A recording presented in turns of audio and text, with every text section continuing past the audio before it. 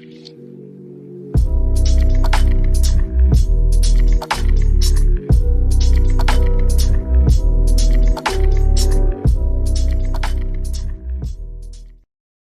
pissed off that you plan on my marriage. I'm starting to feel like we doing a remix to Mama D's Thirsty Fools. Like, what the going on? All you need to worry about is being a father. You don't need to worry about my relationships with anybody else. I've been a father. I'm not here to make you happy. I want you to make me happy. I want you to make Cannon happy. I've never dropped the ball one time. Maybe 20 days out a year. Okay. What's Cannon's teacher's name? I wouldn't know. What's his school's name? You want me to put it? You want me to say in school? Then I'll take him all the time. How about I show it to you? You take him all the time. It starts with a W. What grade is he in? Really? Exactly, Third. stupid. Third, stupid. No. Third. He's not in third, dummy. But guess what? How old is he? So you think I don't know how old is Cannon? You gotta answer a question with a question. Oh my God, y'all! I think this is Love and Hip Hop. Kirk and his baby mama Jasmine. This is what happens when you sleep with the wrong man. This is what happens. A married man. This is also what happens when a child now grows up in a lifestyle and has two parents that got off on the wrong foot, and now he has to suffer. Because you're here calling this man stupid. He's here all up in your business, not being a father, don't even know the grade and the age and all this stuff. But this is what you two individuals, you two selfish individuals, have created. Because you guys both decided you talking about she playing with your marriage. You play with your marriage all the time. I remember you in the hot tub with 6 other women and your woman pregnant. You stayed playing with your marriage, okay? And then tried to accuse her about the baby. Oh no, he tried to get her to have an abortion, I remember. Several times, telling her at 8 months you can still get rid of that. Like, you stayed playing with your marriage. You stayed disrespecting Rashida. Jasmine, you did not have enough respect for yourself not to be with a married man. Did not even think about the consequences of what your child will have to grow up with. Now this child... And I remember her trying to flex on Rashida. Remember when she came to that club that time? Yes, and now you and was all smiling. Well, she came to apologize, actually. But me, I don't know why she went there. I felt like it's the producers. And then all the people trying to jump on her. I'm sorry, that man went and out of his marriage. You know what? I don't understand. When women get upset with other women, you want the woman on the street that don't know you from Adam to have more loyalty to you. No, she gotta have girl code. She gotta have more. But your husband should not have spousal code. Right. The man that you sleep with, the man who you probably take care of, and the man that you also have your children for, the one that you build a life with, he should have less code than the random on the street. Make that make sense? Yeah, I knew my man. Anyway, that will never happen to me, so I'm not even going to speak that in the atmosphere. I know. But a man goes and he cheats on you or whatever. You should not look anywhere far. You should look at the man that betrayed you. So for me, I just feel like this whole thing is very sad for Cannon. This whole scene was actually very sad because this boy has a father who don't know him, don't know his age, don't know his school, don't know the grade he in, and probably don't know where he lives. Certainly don't know his birthday. That's for damn sure. Don't know his birthday. And only sees him 20 times in a whole year. Oh, and I'm sure she count that because anyway. And man, that is so sad. Are they in the same state?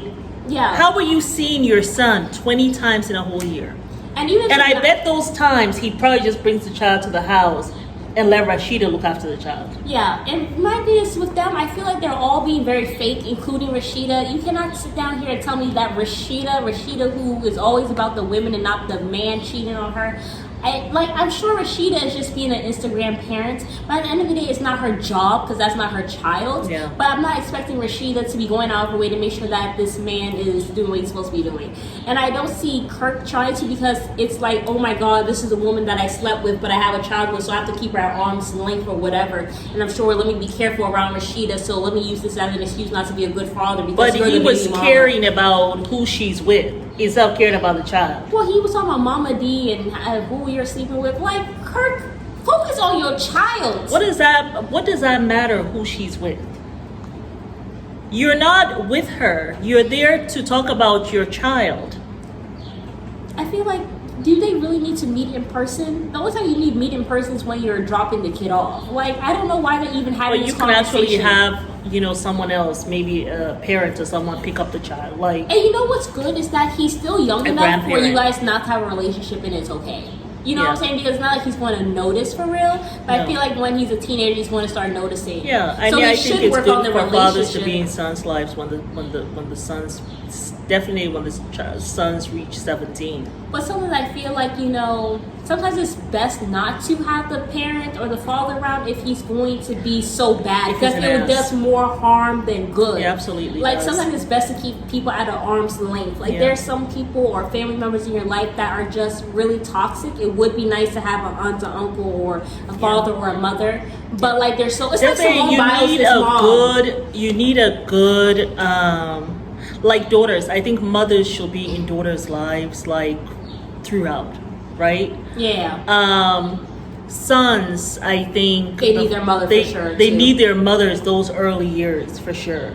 And then after 17, you know, the mother really has to be in that role of nurturer with the son, but the father now has to take over in terms of that authoritarian, disciplinary in terms of the sons.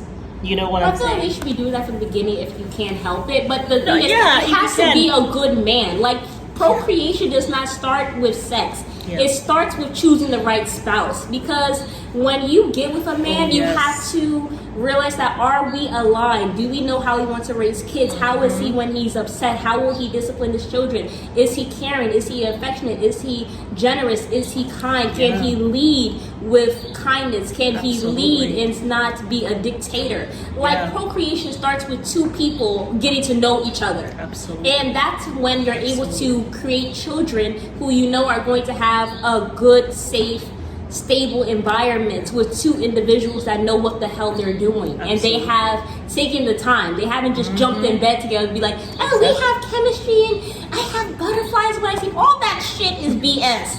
Oh, I get butterflies. Oh, chemistry. What chemistry? Are you in chemistry class? Mixing liquids? Like, I do feel like love is a bonus in marriage. Like, I can't, it's true.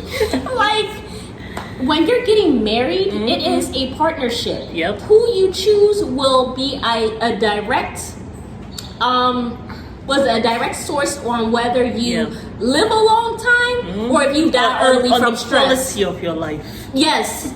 It will affect your quality of life. It will affect whether you die early, because we have seen plenty of women and men who get married to the person that murders them. Okay? And so, like, it's not even a murder, but it's just dying from stress. The man cheated on you the whole time. You got cancer, you got lupus, you got this, you got that, from a man that's been stressing you out. And all this stuff. And giving you diseases too.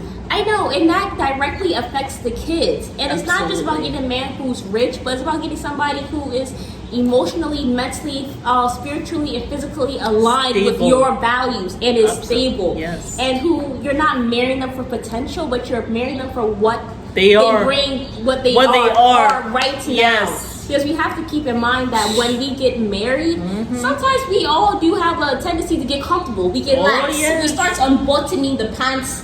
You start putting the bra to the side. Not saying that you should do that, because I think we should all clean ourselves up. But I'm not just saying that for women. We really but should. I do want my man to stay fit. Because if I'm staying fit, I don't want to see you with no S curve. I'm not getting married for that. No. So I just feel like we have to all get with people who are aligned with us. Yeah, and who are striving, who are like the best version of themselves, and are striving to like remain there. Facts. Right? They put the value on that to be the best, their best self. You know, that's why I am not dating right now, because I want to be the best version of myself before I get into that world. Yeah. You know. Because I am going to be looking for someone who's the best version of themselves. Yeah.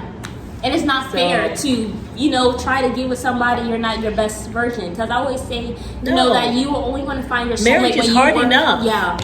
Without you, with you coming with all your stuff, and then, and you're trying to... And then you want them to fill up your cup. You ain't coming with your full cup. You try and let somebody else come and fill up your cup for you. So what do you want them to do? Take part of their cup? What's already full? You both want to come with full cups. Yeah. And so now you have abundance. That's what you want. And you know what the issue is also? I feel like sometimes in society, we want somebody to come in and love the parts of us that we hate about ourselves. Right. And that's not fair. And we're not trying to fix. Even you don't like it, but you want somebody else to love the parts about you that you hate.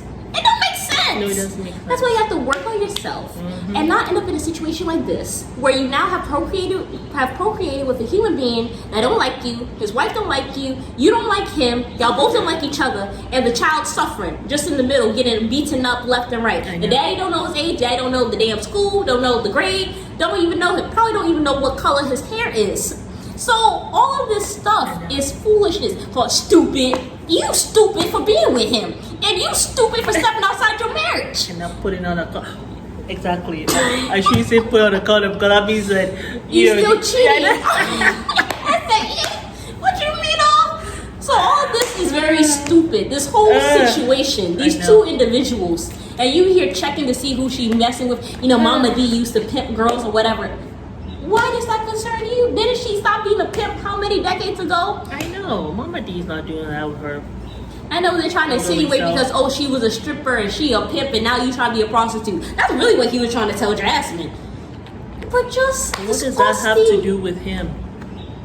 Well, my thing is, why would you even insinuate something like that about your baby mama on TV? Foolishness. Anyway, we'll see y'all later. Goodbye.